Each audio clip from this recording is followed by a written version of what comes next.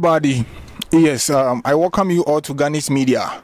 I'm Ghani on Facebook, I'm Ghani on YouTube, and I'm Ukudabosum on Snapchat, Ukudabosum on Twitter, which is now X. So anytime you see me with a microphone, it means I'm about to have a conversation with an influential person. You get it? Yes. And here with me right now is Miss Brown. Of course, one of the most influential persons here in Sekenita Krade, let's say the Western region at large, and she is a radio presenter. We are here to have a convo, and I hope you enjoy our conversation as we do. Hello, good afternoon. Hi, good afternoon, Ghani. What's up? I'm good, and you? I'm good. I'm hanging in there. I'm supposed to be asking you, how are you doing? I'm fine. You good? Fine, yes, I am. I'm fine. Looking at Ghana and the economy and how the country is running, are you okay?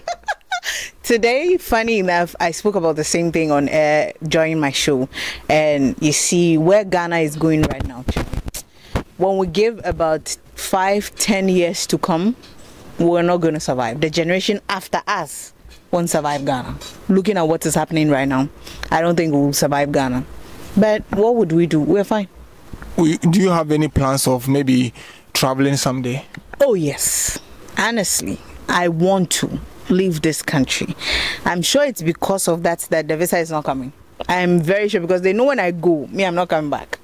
So if you want to leave the country, if I also want to leave, if of course Daniel wants to leave, who will stay back and develop Ghana? Oh, we have generations there. There's my generation, there's a generation after me, there are other generation coming. They'll make Ghana. I'm sure they are the future leaders. We are not the future leaders. They'll come and make Ghana for us. Maybe, just maybe, if they make Ghana better and good and surviving for all of us, then we'll come back home. Wow. So somebody was telling me that he is not traveling anywhere. He wants to stay here and make Ghana the country that he wants to see. So you saying you will be traveling, I think you have your opinion, and that is cool. That is good. But right here on Ghani's Media, when I ask of who is Miss Brown in the industry, what do you do? And okay, so Miss Brown is just me. I'm a bubbly person, and Miss Brown is a mid-morning host, presenter, and I'm a broadcast journalist also at Radio Max, if I'm supposed to say it, 105.1 FM in Takrady, Western region. I'm also an MC, I'm an event coordinator, and I do little bits of things here and there. MC, so how often do you, we'll come back to the conversation, but how often do you get events to go and MC here in Sekenita Krade or Western region?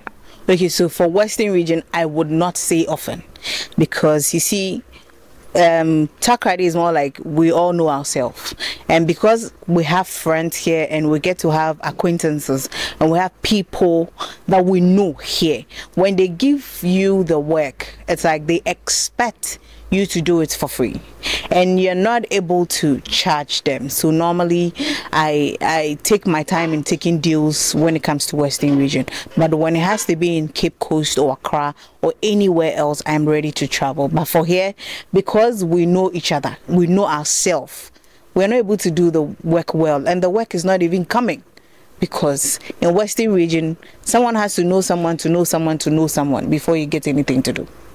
Is it a problem for you, or you think it's normal? At first it was a problem for me, but now I'm just used to it. It is what it is, and there's nothing you can do about it. And to me, I'm showing you.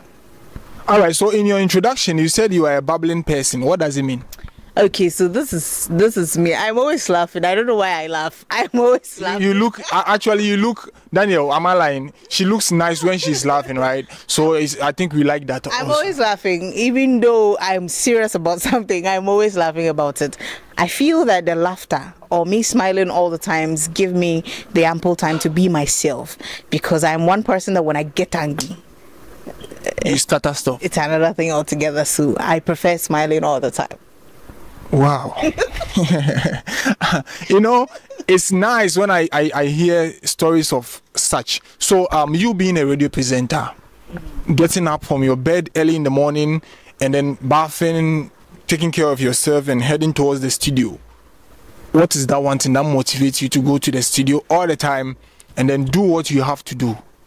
Okay, so you see, when it comes to media or radio, it has been my passion for a long time. I was actually in the corporate world, and media had been something that I have wanted to do when I was younger. And I had people tell me, this is your voice, you need to do radio, you need to do TV. I'm like, it's not something I'm interested. But when I was younger, I wanted to be a journalist. Gifty Auntie was someone I looked up to. But my father discouraged me that, you see, all the journalists, when they are traveling, they are going with them, and they are going here with them, they are going here with them, so you're not safe. So he did everything possible to take that thing out of my mind. But since it's my passion, even when I went into the marketing field and I went into the construction field, I still found my way back to radio. So getting up every morning is just what I do. It's the passion that I have for radio that makes me get up and do it, even though doing radio in Western Region is not encouraged. So doing radio in Western Region is not encouraging. Your show on your radio station, what show do you handle? I am a co-host for a mid-morning show. It's called Branch Metropolitan Mix, and then it is. Is it about music? It's about country music and combination of other music also, but we start with the country genre first, and then we add other genre to it. We have interactive show. It is a show that you can call in and give your views. It is a show that you can text in also, and we give birthday surprises also on our show. We do health tidbit segment on it, and then we have other segments. We go around the world, so it's not strictly only music, but it's a combination of music, and our slogan is we make sensible noise. You make sensible noise. Of course, a sensible noise is needed for anything at all. Now, we have a lot of musicians here in Sekenita Krade, here in the Western Region. How often do you host them on your show, mid-morning shows? I don't know why I'm laughing with this question, but you see, when it comes to me and musicians in Western Region, I don't know, maybe they don't like me, or me, I don't like them, but I don't remember the last time I hosted anybody on my show. I don't remember. Maybe in my absence they have, but me, I don't remember the last time I had to host any Western Region musician on my show. No, I have met them on other shows, on other panels. We've been talking on other panels, but on my show mid-morning, no. I feel they coincide more with the entertainment show than my show. My show is a mid-morning show where we reach the ears of corporate world, people that are busy, stressing in their offices and in the market. We give them soothing music, soothing conversations, so that they can be able to relax themselves whilst they do the work. So interviewing musicians are not on my show. So you are not all about having these guys on your show. So the people, the musicians are saying that the media fraternity here in Sekenita Krade is not adding up to their craft. You people are not supporting them enough. What do you think about that? Okay, so you see, aside my station, there are other stations that I pandit on. There are other stations, entertainment programs I pandit on. I don't know if it is okay I say it here. Yeah, you can but say there are YEPA on YFM, and then there is another show on Empire that sometimes I pandit on. But for YEPA, I'm a constant panel there, and it's a show for show business. It's a show for musicians and everything in the act industry. And this is something that had come up before, that the musicians in Western Region think the presenters are not helping them. Yeah. I said this and I'll say it again. When they get their 10K, their 20K and their 5K followers, they feel they are big, and they expect the presenters to worship them. This art industry, we are all inside it. Media, music, movie, and all the rest. It is hand in hand. I won't organize a program for musicians and one person or no one would appear and you expect I'll take you serious. You are doing your business. I'm also doing my work. We are all in two different professions, which unfortunately we work hand in hand. If you don't pass through the media, your song is not going anywhere. But they feel that because of social media that has come, it is the best option for them. That's okay. I am not forcing any musician in Western region to come to my show or get through me to hit or get through me to get their songs out there. If you approach me and your song is listenable, I will deal with it. If it's not, there are people that have approached me that I knew, other guys that I sent their songs to, that they should listen and do something about it. So if I don't do anything personally about it, there are people I can push it to, which I know their focus is on music. So that's it. That's their business. For me, you won't use your 10K or your 20K to come and stress me up. It won't happen. Is there any time that a artist be what takrade or can't send me my Etsy and no, Charlie, there's no need for me to, try helping these guys. You see that boy they call Yao Lucas? Yao Lucas? Yes. Yao Lucas. You see that boy they call Yao Lucas? Yeah. There had been a show on YEP, the same thing that he was on the show. And you see the way he speaks, it will not allow anybody to even invest in his music. I won't sit here and say that Lucas is not good when it comes to music, but you see his attitude, nobody. I am not putting anything on him, but my point is, with the media, with investors or anybody, I don't think anyone wants to look at that dirty attitude to be able to help him in anything. You get to compare yourself with Kofi Kinata, compare yourself with other people who came meeting you, because when we talk of music in Western region, Yao Lucas, we can mention his name because he started a long time ago. We all heard him, and the sense of entitlement in some Western region artists or artists in Takrady is what is affecting them. Honestly, that sense of entitlement. I always say that Ghanaians were entitled. We feel so entitled to a lot of things. Anyways, let's go on. We'll come to the musicians, but let's switch here. Talk about people having mental health issues. The last time I posted on my wall on Facebook and about mental health issues, and you came to comment, and I'm like, okay, so we'll have to speak about this. Don't you think there are things affecting these upcoming musicians mentally, that they used to do all these things that they do? I would believe so if we have to look at it from that point, because you see, this country we find ourselves, when it comes to psychological, emotional, or anything related to mental issues, nobody takes it serious here. Until they see you are naked on the street, they do not take anything serious. And this is a country where we make fun of everything. Even when the person is dying, we make fun of it. We think that the person is making that statement, or the person is saying that because they need clout or they are clout chasers. Mental health issue is a big deal. And I would not fault them if it is because of that they are behaving the way they are behaving. I would not sit here and say, no, it is not because of that, but because you don't know what goes through anybody's mind when they go to sleep or when they are on their own. I have been a victim of mental health issue. I have gone through it, and that's the reason why I'm so passionate about that thing particularly, because I've realized at this part of our world, we don't take it serious.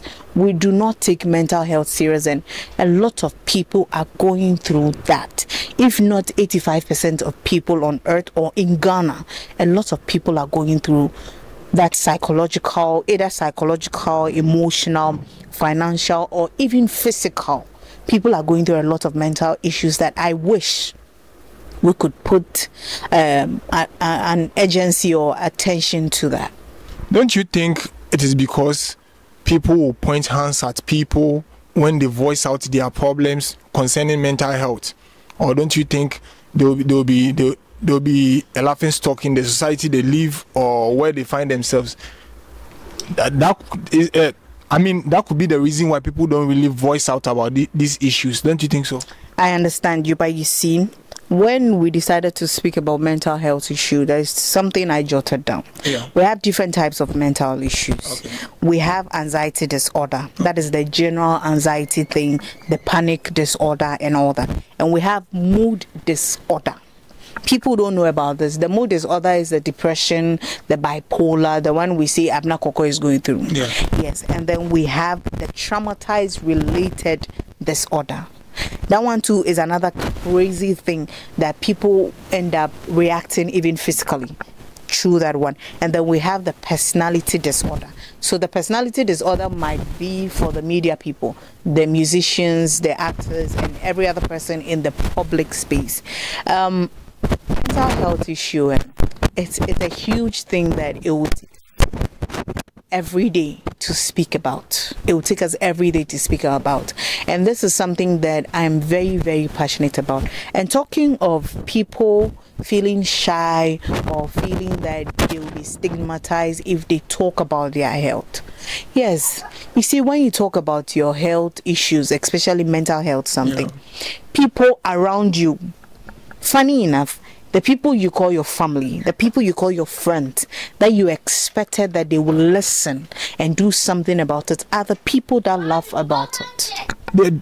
Most of the time. They are the people that laugh about it. They are the people that makes you feel like you're nobody. They are the people that makes you feel like you're going mad.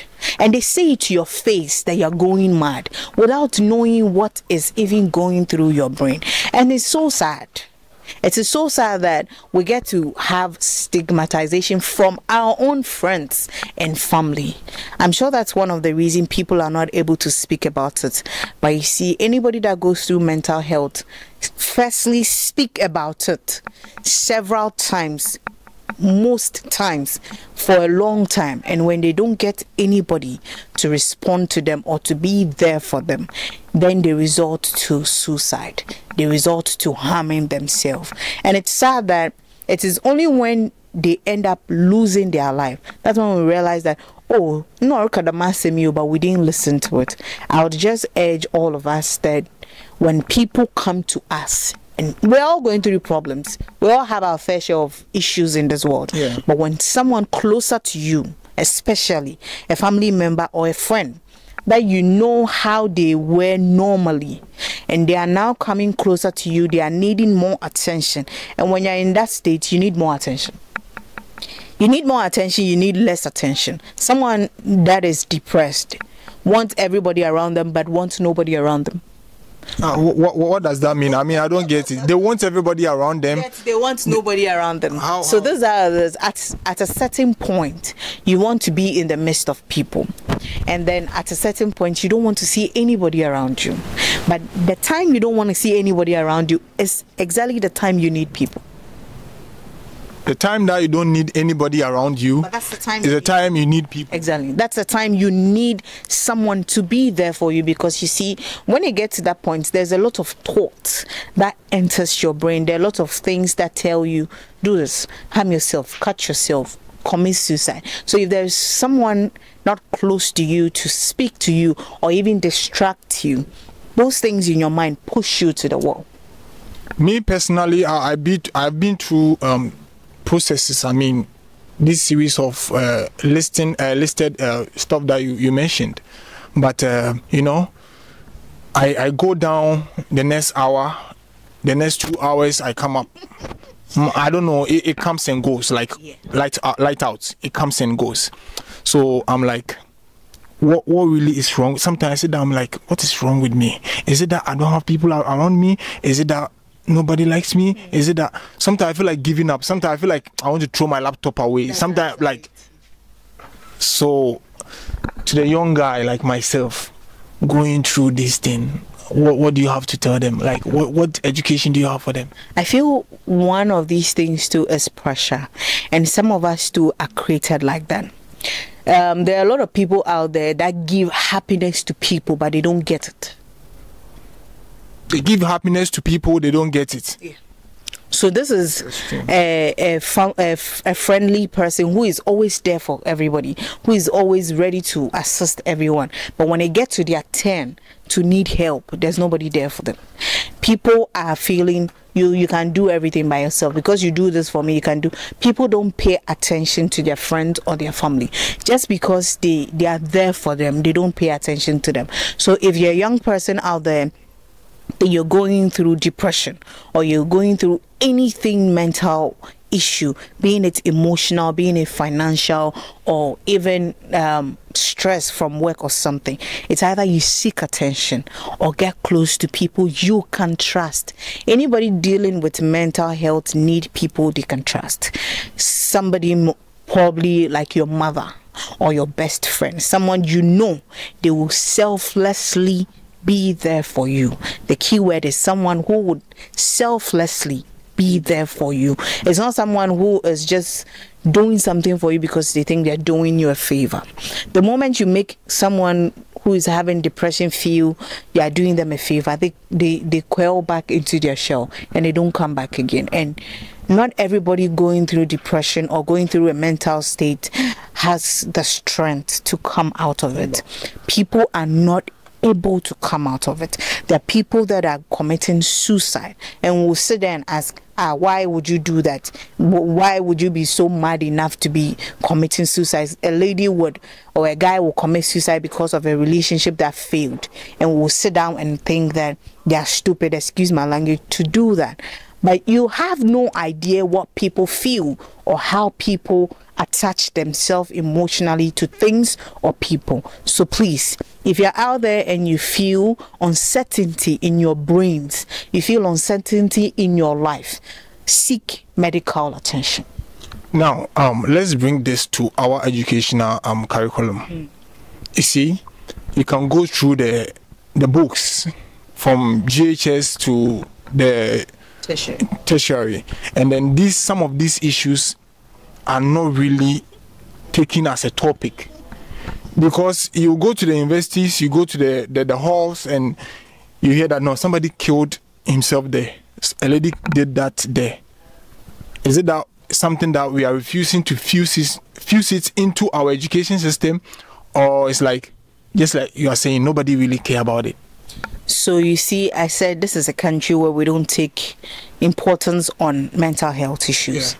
I won't say gone are the days because I'm not older like that, but during my time in school, I came to meet something called guidance and counseling, an office in a school, in a senior high school, which you can go through the whole year and no students have entered that building before, but there's somebody there that is being paid for that job.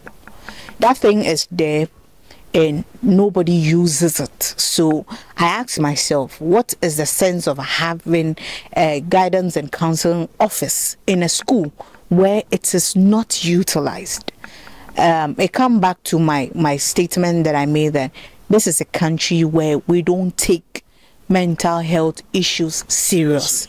So in our education system, I'm sure it is somewhere in the books of education that thing has to be taken care of, but it is not being implemented. Because in the news, in our secondary school, the children are killing themselves. A lot of them. Somebody stabbed somebody, I think, yesterday. A student killed his fellow student on the mere topic of my father is richer than you. How? Can you imagine? And you see, these deaths are going on more in the schools, not at home. The schools. In the schools, the junior highs, the senior highs, the tertiary. That one is even appalling. In the tertiaries, it's so much.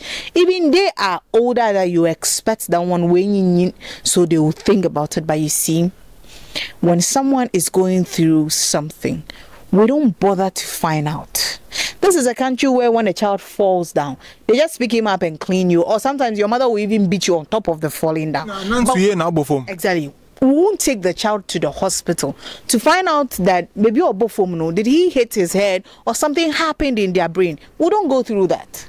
And I feel that this mental health something should be something that we have to stand on it and then fight for it as a policy in this country. If it has to become a law, we need to go through it and make it go well. And you see, the funny part of this issue about mental health thing is women and children go through it more than anybody on earth. Women and children go through this thing more. And this is a country where they say being into for sure. But there are a lot of men out there suffering. They are not able to speak about it because if they do, someone will laugh at them. Someone will say, are you not a man? Are you not a man enough? But there are men out there going through a lot of hell, and they are taking it out on children and women because they are not able to speak about it. The issue of funny face. You see? Do we have to sit down and wait for it to get to that extent before we deal with it? I mean, everybody is saying he's mad, but I'm very sure that madness started from somewhere. Gradually. He spoke about mental health issues. Doesn't just start. It does not just start. It starts from something. It's a trigger of sadness, happiness, excitement, or something that makes it happen. Someone can be so happy and they'll be depressed, and all people that have gone through suicide were people that were happy at their last moment. You were so happy. Yeah, sorry. I can be sitting here with you, we'll do all this thing, and tomorrow you'll be like, you hear that I didn't wake up again. We're like, that will not happen though. Yeah, it won't happen. Yeah. I fortunately have been able to be strong. I have tried 4 times suicide. Wow. Yes, 4 times suicide, and God being so good, I wasn't able to go through them because he gave me this inner strength. I'm a woman and I'm a mother, so I looked up to my kids, and then probably it brought me out of it. In as much as I'm still dealing with a lot of issues in my brain, a lot of emotional and psychological issues, I'm not able to be out there as I would want to be out there. I have resorted to being on my own than being out there because I'm trying not to hurt myself. So I choose to be on my own than to be out there. But normally I should have been out there in the midst of everybody.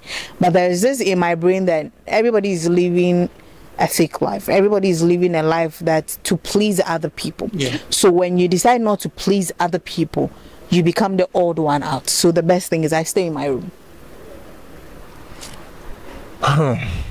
It's very this issue, like anytime the issue has to do about mental health, it really get me emotional, you know, because see, the people who are supposed to be dealing or talking about these issues or making regulations, rules, or putting up standards to deal with these issues, they are busy doing galamsey. But do you see? They are busy doing galamsey. They are choosing gold over water. That's the funny thing. That's what I've been saying over this week. We are choosing gold over water when we are forgetting that water is life. We've decided to chase gold and forget that water is life. You would go to other communities and you get to see our water bodies so bad, in a bad condition. Now you get to see the water as tea. So we don't need to do beverages in our home. We all should take cups and go to the rivers. It's very sad. It's very sad. I went to Shama. Shama, is it Shama? Yeah. Where the bridge is. I saw the water. I went there with the camera. You know, I wanted to capture something or do a video or talk to somebody. I saw the water. I went to the well that they've dug. I saw the water. I'm like, Charlie, I'm make of you. It's so funny. Yeah. It's so funny. And you see, we have people here, we have ministers, we have people in power, lawmakers watching this happening. So you get to ask yourself that what happens to the generation that are coming? There'll be a time, giving Ghana 10 to 20 years, we'll have to import water. Is that what we want? Maybe that is what they want. I'm looking at Ghana in 10, 20 years that we'll be drinking beer as water like Germans. Because that is going to be our only option if galamsey is not stopped. Honestly, we all have to put ourselves inside, because it's more like we left the work for the government to do, we left the work for the president to do, and we are not seeing results. So I feel all of us, all the citizens of the country, being a young or old, we have to put ourselves into this and make the president put his office online to fix this before he leaves. Do we have the power? We are the people. They said the law is made for the people, and by the people the law is made. That was Abraham Lincoln in USA. Abraham Lincoln so it doesn't apply in Ghana, right? So in Ghana it will be very difficult. So you see, it is we, the Ghanaians, the citizens of Ghana, that gives the power to these lawmakers, to these people that are not even listening to us. You see, I don't blame them, because when it gets to a point where we don't have water in the country, they won't suffer. We will suffer. Yeah. Because for them, even us at now, they take bottled water in their homes. We are taking sachet water. We are taking tap water. So when our waters are spoiling, They don't find the effects. There's no effects in them. It's not affecting them. It is us that this is affecting. It is the same as we'll go and queue and vote for them again. Now let's come back to the Western region. Looking at the Western region at large, around Western region, almost every water body in the Western region is polluted by the activities of galamsey, cutting down of trees, and all of these people, all of these things. As somebody who is in the media, when you go on air and these issues comes on board, what's advice, or what is it that you can say that somebody will hear and will have a change of mind? Okay, so you see, having a change of mind in Ghana is not by wisdom, it's by the pocket. This is how I see Ghanaians to be. They get to have change of mind by what you give them, not what they are going through. So this galamsey, deforestation have been things that the whole of the year we've been talking about it on air. I am very sure every presenter out there speaks about this because it affects all of us. We won't sit down and watch it and say we won't talk about it. I am not affiliated to any party in Ghana, and I won't be. For me, I have never voted before, and I am not going. Why won't you vote? Why would I vote? If you don't vote, how do we choose a leader? Whether I vote or I don't vote, the leader is already chosen in a book. They'll put. You think that's how it's done? It is what it is. This is Ghana for you. I really don't believe in Ghanaian re-electing president by our votes. For me, I don't believe in it, and it's one of the reasons I have never voted before, and I am not voting. Do you think democracy is good for Africa? No, be specific. Ghana. Africa, because these things happening here in Ghana is happening in Uganda, is happening in Ethiopia, is happening in Tunisia, is happening everywhere in Africa except Rwanda. So you see, there's an adage that say Ghanaian African mentality. Yeah. Because we are all Africans, it's more like we all have the same mentality. That is true. It's more like we all have the same mentality. All the countries you just mentioned, it's more like we all have the same mentality. As long as I'll get what I'll eat right now, we don't believe in, there's this thing they say, ediji dada. We believe in ediji preko. As long as my tummy is full right now, tomorrow will take care of itself. We don't think of tomorrow. And tomorrow is not about us. Tomorrow is about the kids. Tomorrow is about those 18 years downwards. Those are the tomorrow. Yempodi will say that we've seen life for maybe 30, 40, 50 decades now. But those people coming, those in the junior high, kindergarten, crèche, the babies in their mom's womb, that their mothers are drinking spoiled water. What happens to them? There have been records of children coming into the world without some part of their body because of this galamsey water. So you see, I feel it is a black mentality thing. There's nothing we'll do about it. So we uproot that black mentality thing. The man here, Kwame Nkrumah, my leader, my ancestor, says the black man, when given the opportunity, can prove himself. Here is the case: the black man in his own continent have no opportunity to prove himself. What do you say about that? Don't you think we sold our own opportunity? We sold our sovereignty. We sold our own right and our own opportunity to people, and now we are fighting for it. You brought gold for salt, and you come to tell me I'm coming for my gold because Benja salt in me. Who do that? We sold our own self. And you see, today people sit there and say that Kwame Nkrumah didn't do anything for Ghana. If we still have a president like Kwame Nkrumah who was selfless, I think we'll get somewhere. I have gone into Kwame Nkrumah's hometown, and we did a documentary about the president Kwame Nkrumah, and everything put down, or the history about Kwame Nkrumah, show us that Kwame Nkrumah was a selfless president, a president who didn't look at being paid to do anything. He just wanted to invest in the country he took independence from. Is it too bad? Is it too hard for those that are there now to follow that suit, or they think it's an archaic thing? Ghana is for all of us, not one person. Ghana is not for somebody. Ghana is for us. We are Ghanaians by birth. We are Ghanaians by originality. Why are we not fixing our country? Daniel, at this point, I feel like Miss Brown is really talking. All right, so right now we are here. We came live to you from the tribe. Yes, the tribe is located at the Chapel Hill roundabout, close to the Chapel Hill roundabout. So anytime you want to have some drinks, anytime you want to, have a good time, quiet time somewhere, you can just pass through, and then they have food, nice food, the tribe, of course. And today I'm here with Miss Brown. We are talking about a whole lot of issues, you know. Miss Brown, now we are about to wrapping up. You see, I'm sad because I wanted us to talk about, mental health issues, of which we did. Yeah. But fusing in the galamsey here, blah. Nina come like things happening in Ghana. You think people won't go crazy? That's why people are going crazy. The youth are going through a lot of craziness. This one is not madness, craziness, because of the pressure. Now we have a lot of crime in the country because we are all going through hell. Women are doing hookup. Men are doing hookup.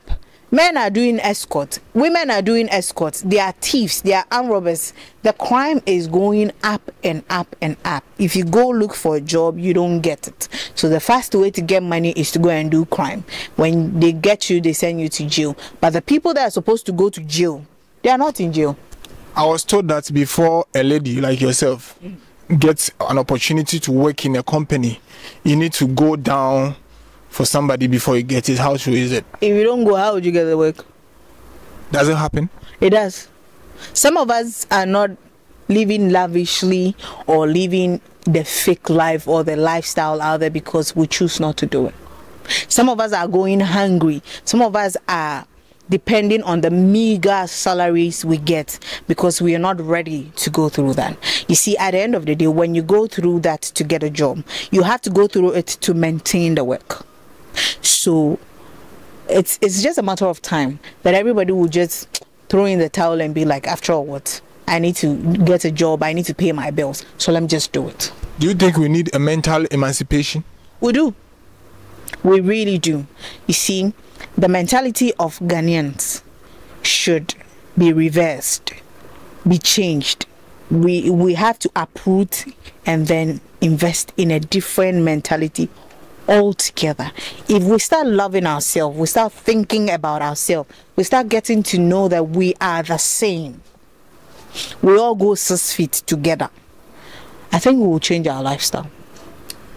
All right, so my name is Gani and I'm Gani on YouTube. You can follow me. I'm on Facebook, I'm on Instagram, and I'm Wukudabosum on Snapchat. And you are laughing at the Wukudabosum. That's my nickname, right? Wukudabosum. Yes, I was born on Wednesday. I see. And then you can go to Twitter and I'm there as well. Miss Brown, what's your last word to the people who will be watching this very interview, and what do you have for any other person? So every other person out there, what I would say is, if you feel you're not okay mentally, please seek mental advice. Don't be like me. Don't be keeping things to yourself, because if you don't have the strength, you won't be able to go through it. And suicide is not an option. And I beg everybody in Ghana that let's think about the future leaders, the children that are coming, and let's all put our hands together and make Ghana work for all of us. So some of us will not think of leaving. We will stay here and then we'll all do the Ghana together. If it goes that way, you are not going to leave. Oh, no. Because I'm very comfortable in Ghana here. And I'm okay here. Honestly, I am okay here when it comes to the peace of mind. I'm okay here. And just like Western region, I can move anywhere I want, anytime I want to move. And Ghana can be like that for all of us if we fix the country very well. And then we think of Obibaka Ichirimba. Yes. Everything will be fine. Is your door open for anybody who wants to, get into contact with you about speaking about mental health issues and all that? Yes. When it has to be anything that, if you need a friend, psychologically, emotionally, I'm going to be there for you. My workplace is as Radio Max, and you can also either DM me on Facebook. I now use Alotina Lancaster on Facebook, but for Instagram and TikTok, my name is Nanaraba Afo Brown on TikTok and Instagram, and on Snap is Mistress Brownie on Snap. But if you want to get through me, do I have to put my number out there? You can put your number out there. I mean, maybe there's a guy watching who wants to come to your DM. Yes, no. You coming to my DM or calling me or texting me is strictly about the mental health issue. I am not open for a relationship. I want to be single for the rest of my life. I want to be like this and take care of my kids. So I don't want any relationship. I beg nobody should stress me with that. But if anything that has to be of you looking for a friend or wanting to know anything about mental health issue, I am going to be there for you. My doors are open for you. You can text or call me on 0247 624778. Use Ghani as a reference. If not, I'm not minding you. I mean, you heard her right. You know, I wanted to ask a question, which could be my last question, but you've answered it. I was coming to ask if you are married. No, I'm not married. Why aren't you married? Is it that you don't like it or what's No. I've been married before. You've been married before? So I'm a divorcee. I hope I'm saying it correct. Yeah. Yes, I've been married before and I've been divorced, and I'm now a single mother of 2. I have 2 kids, a beautiful daughter of 11 and a son of 4. So I'm okay. Is it difficult to be a divorcee? It is difficult to be a single mother. It's difficult to be a woman. My gender field. You see, I believe marriage is a lifetime thing. So when you're in a marriage and you feel that it's not for you, you leave it. Let's not stay in abusive relationship, being a physical, verbal, or emotional. Shade,